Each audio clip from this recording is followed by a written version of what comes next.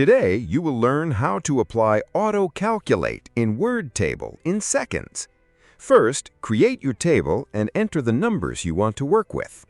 Now, click in the cell where you want the result to appear, usually the last cell in the row or column.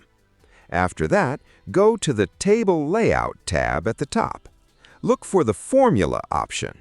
When you click it, Word will suggest a formula based on the cells around it. If you want to add numbers above the current cell, Word usually gives you a formula like equals sum of above.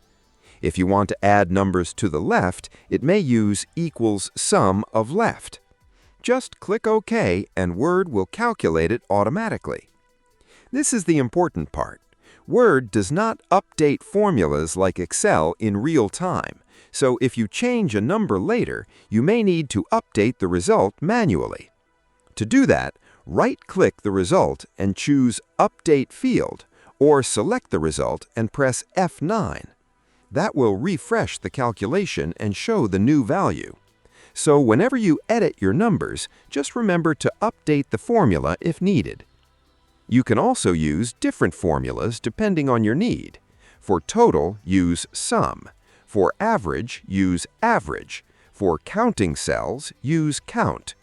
This makes Word tables much more powerful and saves a lot of time when you are working with data inside a document. So that is how you apply AutoCalculate in a Word table in a very simple way.